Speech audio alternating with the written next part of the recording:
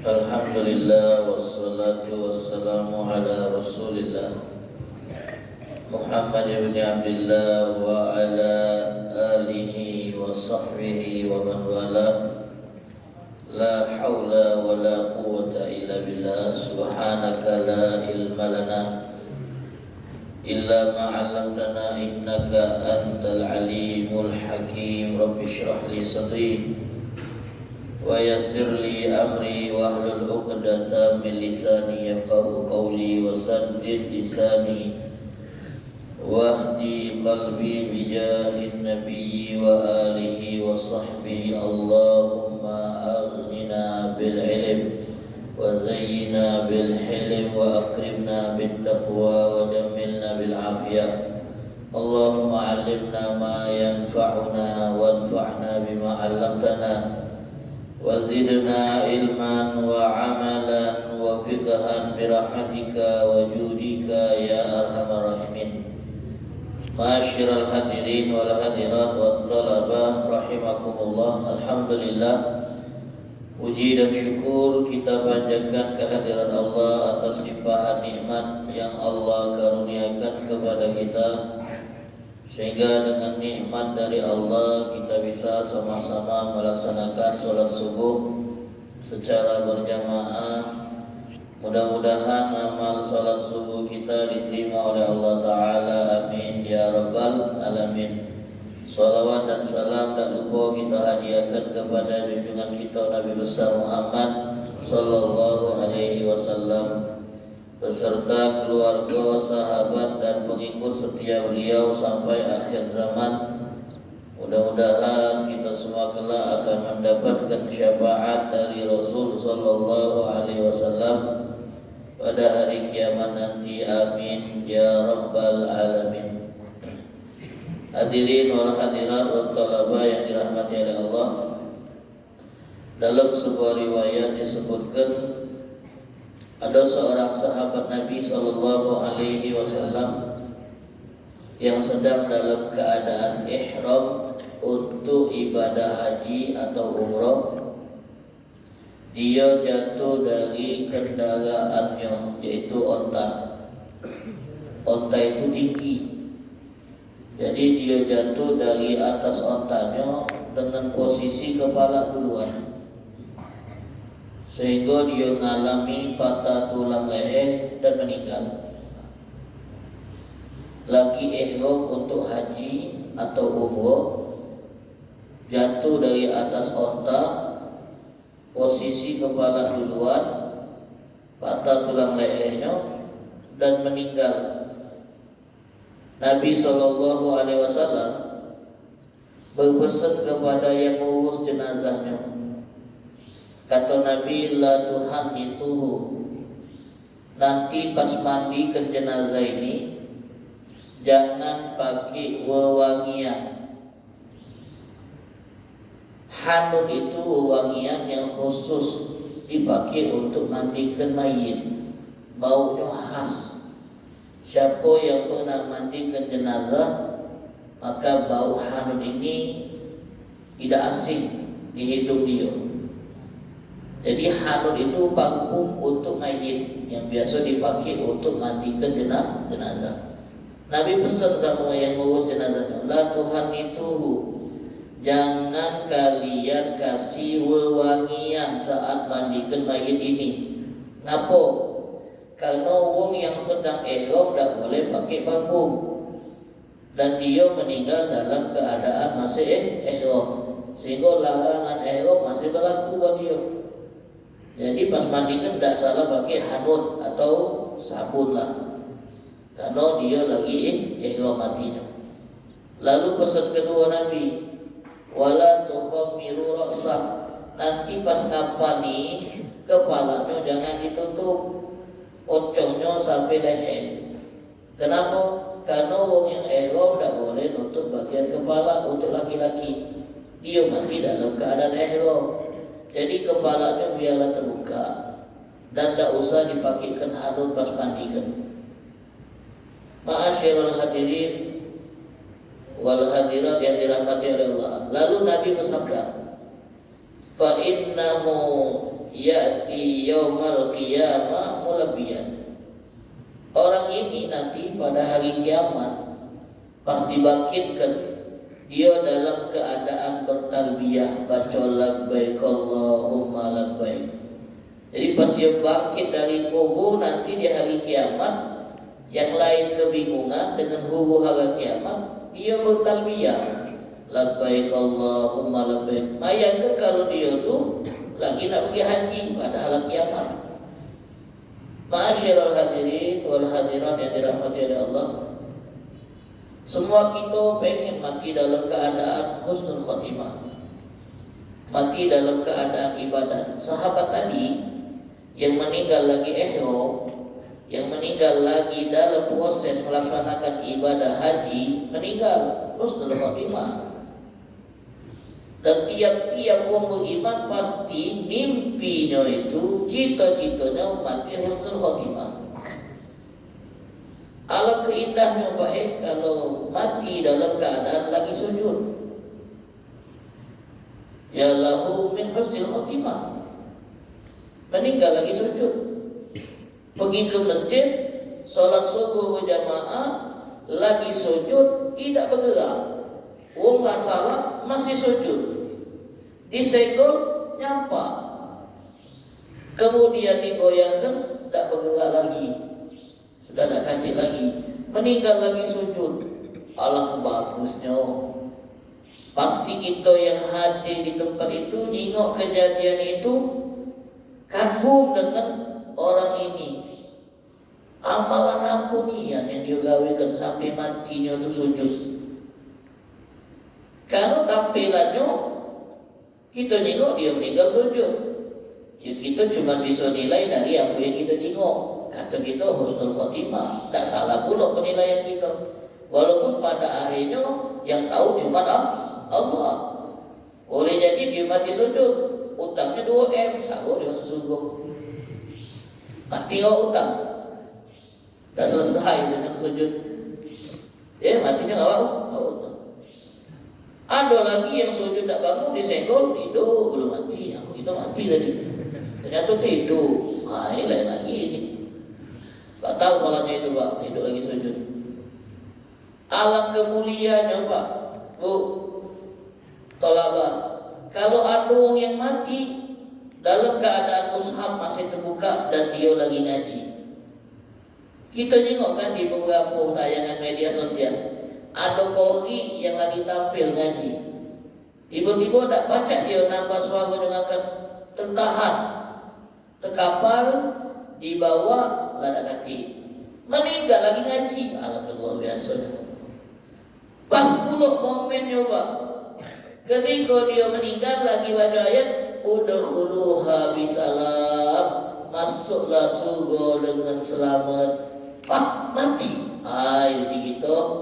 Ini indikasi bahwa dia ini pas nyawa dicabut baca ayat udkhuluha bisalam, masuklah surga dengan selamat, husnul khotimah gitu.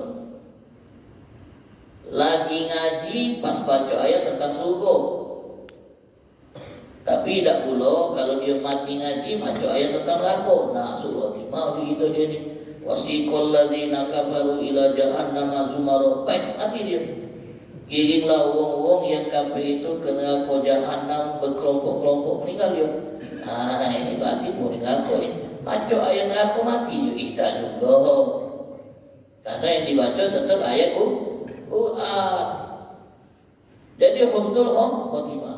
Mati ngaji, mati lagi sujud, mati di juru masjid, kemudian mati lagi ibadat umroh atau haji dalam keadaan ihram, meninggal. Alangkah bagusnya mati yang kayak itu baik. Cak sahabat tadi Pak, meninggal lagi pakai pakaian umroh, lagi ngerjakan haji. Kata Nabi nanti hari kiamat dia bangkit dalam keadaan bertalbiyah, maca labbaik Allahumma labbaik. Tapi Bapak Ibu yang dirahmati oleh Allah, husnul khotimah itu tidak cuma terbatas untuk orang yang mati sujud, untuk orang yang mati lagi sholat, untuk orang yang mati lagi ngaji, atau untuk orang yang mati dalam keadaan ibadah. Husnul khotimah bukan cuma untuk mereka. Jadi kalau kita tengok orang mati sakit, oh tidak husnul khotimah dia. Tidak. Ada orang mati kecelakaan, oh tidak husnul khotimah dia. Ada yang mati ngejut, tidak husnul khotimah. Terlalu sempit pemahaman kita tentang husnul khotimah. Kalau kita batasi pak husnul khotimah cuma mak mano dia mati terakhir. Kalau lagi ibadat husnul khotimah. Kalau dah ibadat bukan husnul khotimah. Terlalu sempit pengertian husnul khotimah. Nabi kita Muhammad Bapak Ibu meninggalnya lagi sujud atau sakit. Nabi kita Muhammad, adik-adik tahu. Nabi Muhammad meninggalnya lagi sujud, kemudian Allah Ta'ala cabut nyawanya, atau lagi sakit. Nabi Muhammad meninggal sakit. Lalu apakah kita berani ngomong Nabi Muhammad tidak husnul khotimah? Karena meninggal tidak sujud, sakit. Ada orang tua meninggal sakit 2 tahun sakit meninggal. Usianya meninggal sakit tidak husnul khotimah. Mana baca husnul khotimah itu bukan hanya dilihat endingnya. Husnul khotimah dilihat dari perjalanan hidupnya. Mana dia waktu hidup? Kalau ibadah terus, rajin niat, meninggal sakit 2 tahun, husnul khotimah. Kalau dia suami yang baik, bapak yang baik, nyari rezeki halal, kecelakaan, dan rajin ibadat sholat, husnul khotimah. Walaupun dia meninggalnya kecelakaan, bukan meninggal sholat, husnul khotimah. Jadi husnul khotimah itu perjalanan panjang hidup. Walaupun pada akhirnya kadang-kadang ada yang Allah muliakan mati lagi ibadat, ada yang tidak. Tapi kalau perjalanan hidupnya sebagai orang baik, kita tetap katakan dia meninggal husnul khotimah lantaran selama hidupnya dia tercatat sebagai orang baik. Nabi Muhammad meninggal di tempat tidur. Abu Bakar Siddiq meninggal di tempat tidur. Khalid bin Walid meninggal di tempat tidur. Padahal Khalid bin Walid itu sudah bercita-cita mati di medan perang biar dapat syahid. Tapi nyatanya meninggal tempat tidur itu. Kata beliau badan dilapis, luka galau, ada yang kena tebasan pedang, ada yang kena tombak, ada yang kena anak panah. Tidak mati juga, bukan kapal. Berdarah beliau itu kalau kena tebas. Tapi Allah tak ngendai beliau meninggalnya di medan perang. Padahal beliau bercita-cita kenyang. Beliau meninggal di mana? Di tempat tidur, di kasur karena sakit, bukan karena mati perang. Husnul khotimah. Husnul khotimah. Jadi jangan takut gitu. Kalau tidak meninggal sujud, berarti tidak husnul khotimah. Karena yang ditengok dari mana perjalanan hidup kita sebelum mati. Nabi pernah bersabda, Pak. Tapi ini tidak berlaku secara umum. Yamutul mar'u ala ma'asya'ali. Waktu mati sesuai dengan kebiasaan waktu hidup. Ini kaidah yang tidak secara mutlak pasti. Wong yang rajin sedekah mati lagi ngenjuk duit sedekah. Kemungkinan iya, karena kebiasaan dia sedekah. Wong yang rajin ke masjid matinya di masjid. Kemungkinan iya, tapi tidak pasti.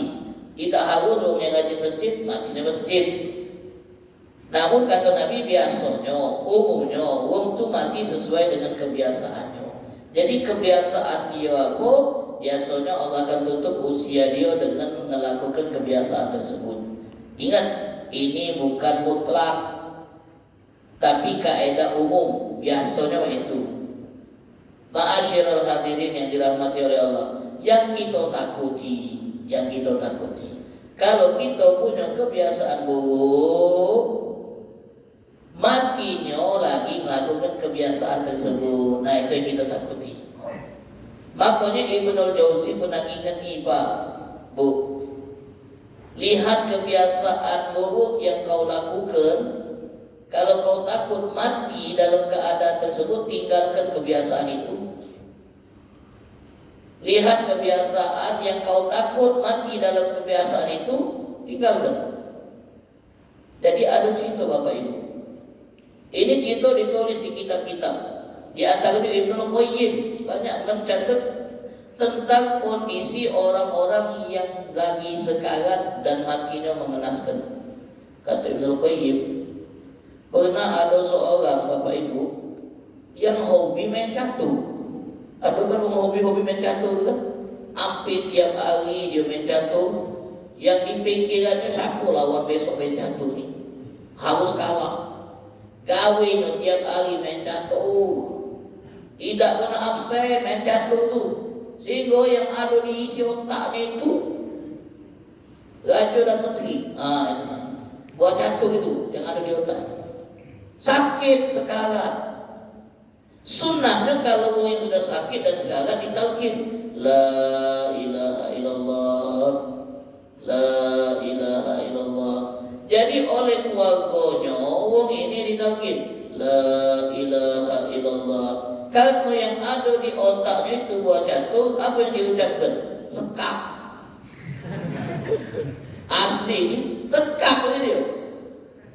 Menang aku. Wong yang diharap ke akhir la ilaha illallah sekak. Ya Allah. Artinya dihalau dia Pak dari la ilaha illallah. Itu tanda suul khatimah. Yang seharusnya diucapkan la ilaha illallah, malah yang keluar adalah sesuatu yang sudah terbiasa dia melakukan selama hidup. Alhamdulillah. Ada pedagang pembisnis yang hari-harinya otaknya itu tentang bisnisnya. Jadi waktu ditalkin, yang keluar dari mulutnya masyaallah hadirin apa? Barang ini bagus, harganya cocok, dijual bisa laku mahal. Yang keluar dari mulutnya hal yang tak jauh-jauh dari bisnis. Na'udzubillah. Na'udzubillah. Jadi ma'asyiral hadirin, kadang juga, nah ini yang kita paling takutkan ini, ada orang yang tampilannya baik, semayangnya rajin, tapi tahu-tahu pas mati kita tengok matinya buruk. Pas matinya mati itu menunjukkan kalau dia itu suul khatimah. Kita pun bertanya-tanya, kenapa baca orang yang kejingoan tampilannya baik, matinya jelek? Oh, ternyata dia menyembunyikan sesuatu yang tidak diketahui oleh orang. Dia menunjukkan seakan ahli ibadat, tapi ada yang tersembunyi yang tidak diketahui oleh orang. Akhirnya Allah tampakkan ketika mati. Baru tahu gitu. Oh, ternyata selama ini cuma ecak-ecak di depan orang, di belakang orang. Akhirnya Allah tampakkan pas mati. Kami pernah baca, ma'asyiral hadirin, sebuah kisah. Yang ini jadi pelajaran buat kita Bapak Ibu. Ada si umat di area Ka'bah, di dekat Multazam, tempat orang bergantung, berdoa, dan doa di situ mustajab. Namanya Multazam, yaitu dekat antara area pintu Ka'bah dengan Hajar Aswad. Ada space antara Hajar Aswad dengan pintu Ka'bah. Di situ namanya Multazam. Kenapa disebut Multazam? Karena orang dulu melalui bagian tempat itu, ngentoli kain yang ada di tempat itu, kemudian berdoa. Doa di tempat itu mustajab. Tempat paling mustajab itu Multazam. Ada singkok berada di Multazam, bergentolan di kain Ka'bah, yang dia minta cuma singkok. Di tempat paling mustajab di dunia, dia minta cuma singkok, tak nambah permintaan. Ya Allah, mati kena aku dalam Islam. Ya Allah, mati kena aku dalam Islam. Ya Allah, mati kena aku dalam. Terus dia ulang-ulang meminta ini. Minta mati dalam Islam. Minta mati dalam Islam. Karena tak kati yang tahu kita ni bakal mati dalam keadaan apa. Sampai ada orang sebelah yang dengar dia ulang-ulang doa itu beda tadi. Yang pernah kita tengok kan, ada orang minta bulus. Nah itu otak dia bulus. Ini lebih baik minta mati Islam. Kata orang sebelah, tidak kati permintaan lain apa? Cuma mati dalam keadaan Islam ya. Akhirnya yang bersangkutan nyawa. Kalau kau tahu cerita aku, kau tak bakal bertanya dia itu. Kalau kau tahu cerita aku, kau tak bakal bertanya dia itu. Tak minta yang lain apa? Cuma minta mati dalam Islam Mak manunya cerita kau. Akhirnya dari situ cerita dia. Aku punya dulu 2 ekor. Punya beradik 2 ekor anak. Satu, dia memandangkan azan 40 tahun tanpa gaji. Memang ada hadis Nabi Pak. Wong yang memandangkan azan 12 tahun masuk surga. 12 tahun memandangkan azan tanpa gaji lillahi ta'ala masuk surga. Wong yang memandangkan azan 7 tahun tidak digaji, jasadnya tidak dimakan oleh tanah. Keduklah Pak, kuburan untuk tukang azan 7 tahun itu kalau gani tidak dimakan tanah. Itu dari Nabi SAW. Ini bukan 7 tahun azan Pak, bukan 12 tahun, 40 tahun azan. Dulu ini 40 tahun azan. Lalu aku cerita, waktu dia sakit, waktu dia nazak, tiba-tiba dia ngomong, "Mbekkan aku mushaf."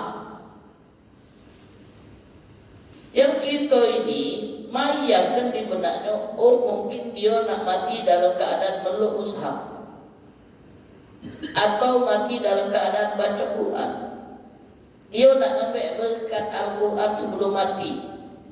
Dia ambillah dengan fikiran positif mushaf tadi.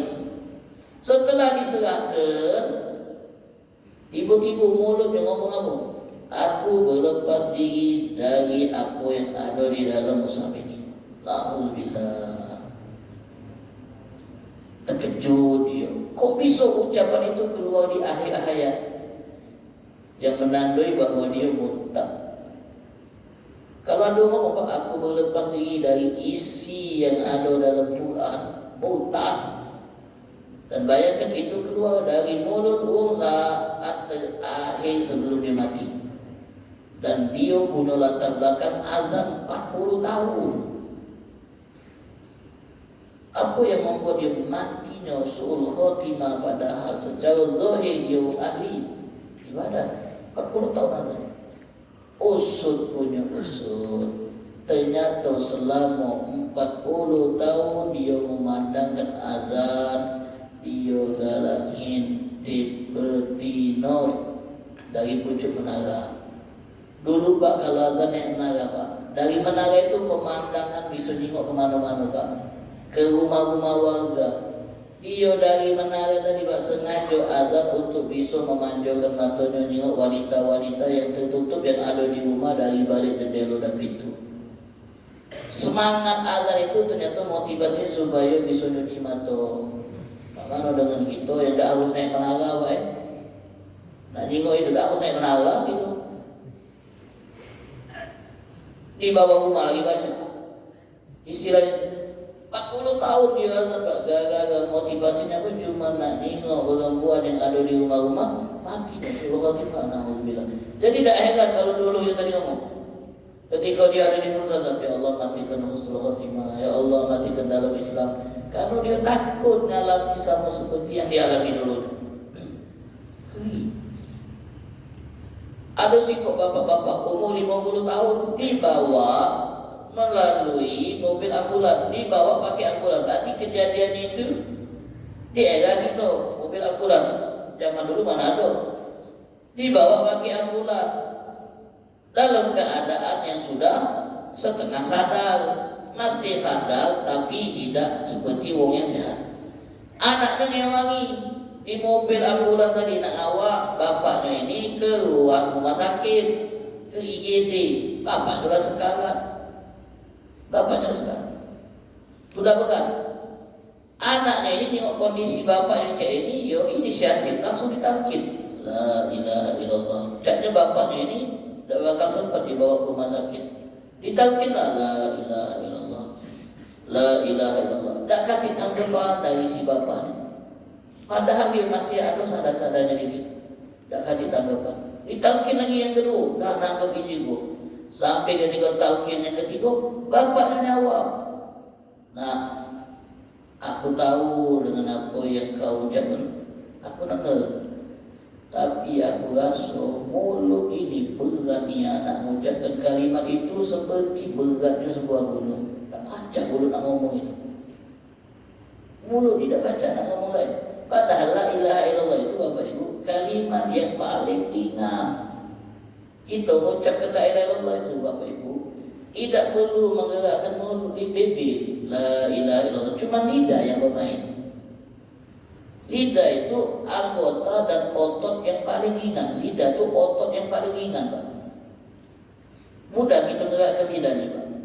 Sehingga ucapan la ilaha illallah itu paling mudahnya ucapan yang diucapkan wong yang setengah sadar baca ucapan la ilaha illallah, Pak. Wong dalam kondisi berat pun baca ucapan. Itu karunia Allah, Pak, kemudahan dari Allah supaya kita ini matinya baca mengucapkan la ilaha illallah, sehingga kalimat la ilaha illallah itu ringan untuk diucapkan oleh lidah kita tanpa menggerakkan bibir. La ilaha illallah. Tapi ada sebagian wong yang anggap ucapan ini lebih berat daripada mikul gunung, sehingga ketika ditalkin pun tak baca terucap, apalagi dewean mengucap itu. Tidak terucap la ilaha illallah, akhirnya dia mati dan tidak bisa mengucap la ilaha illallah. Padahal Nabi bersabda, siapa yang akhir kalimat keluar dari mulut la ilaha illallah pasti ceto masuk surga. Ada lagi wong yang ketika ditalkin la ilaha illallah dia ngomong sama yang nalkin, tak usah repot-repot kalimat ini lah nyatu dengan darah daging aku, tak salah kamu talkin baca dewe aku. Nah, tinggal kita nak yang mana? La ilaha illallah. Cukup mana cukup? Nak cukup. Hobi makan ini.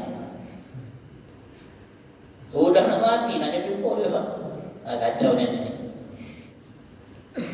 Ma'asyiral hadirin, jadi intinya itu. Husnul khotimah itu karunia Allah. Bisa kita upayakan dengan jalan hidup yang baik. Cari kebiasaan baik yang kita pengen mati dalam keadaan itu upaya kita. Namun tetap pada akhirnya Allah yang menentukan mak mana matinya kita. Namun ma'asyiral hadirin, ada orang yang bisa terjenguk matinya baik, tapi hakikatnya dia matinya jelek menurut pandangan Allah. Zaman Nabi SAW pernah terjadi, Pak. Mungkin pernah kami sampaikan ibu-ibu. Zaman Nabi ini terjadinya. Nabi bisa melihat apa yang tak bisa kita lihat. Kita cuma nilai dari apa yang kita lihat. Kalau Nabi bisa melihat apa yang tak kita lihat.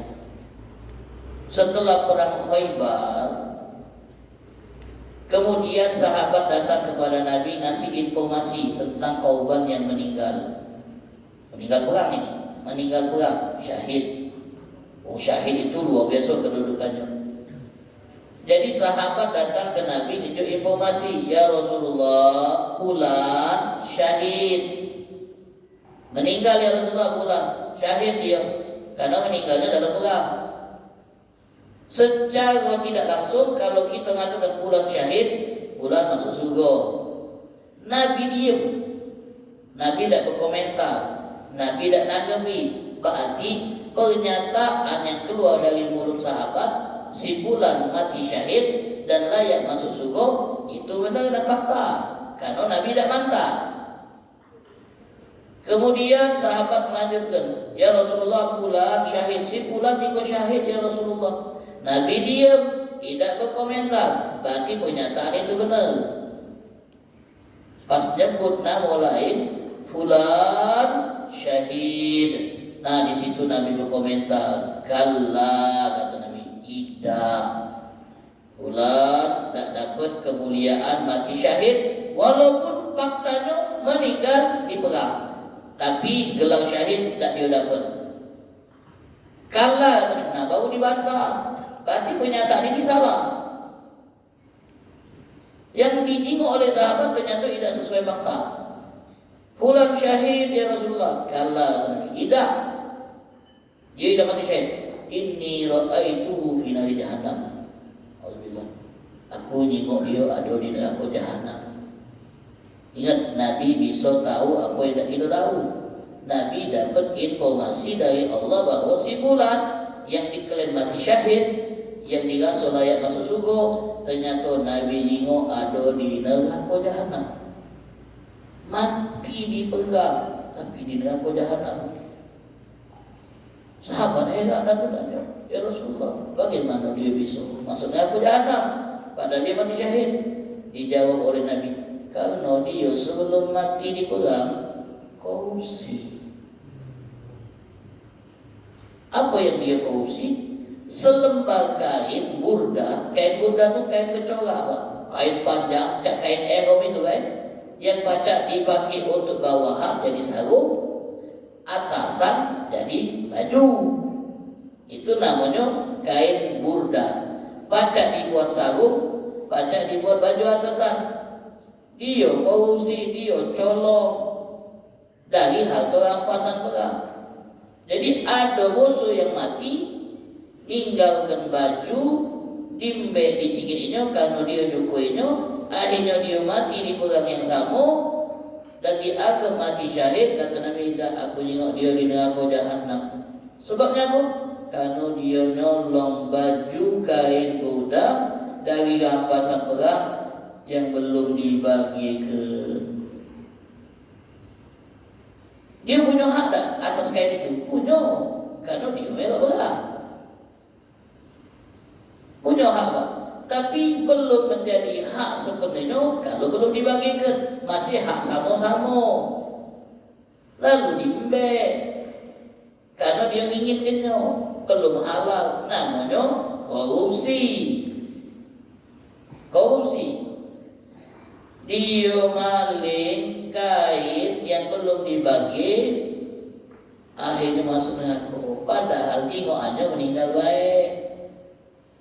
Padahal tengok meninggal baik. Tapi hakikatnya Nabi tahu kalau dia itu meninggalnya dalam keadaan mencuri barang yang bukan miliknya, masuk neraka. Na'udzubillah. Jadi tetap kita nilai orang itu dari zahir, tapi faktanya Allah yang tahu. Jika orang ke masjid meninggal, oh husnul khotimahnya, pasti dia ni nak semayang. Amalan apa yang dia gawekan? Pacak meninggal di masjid. Berjalan 2 langkah dari pintu masjid, nampak gelembung, tak sadar lagi, mati, Pak. Husnul khotimah dia gitu. Padahal ternyata dia masuk masjid nak membaca celengan, kita dah tahu. Tak sempat tapi mati duluan. Kita tak tahu.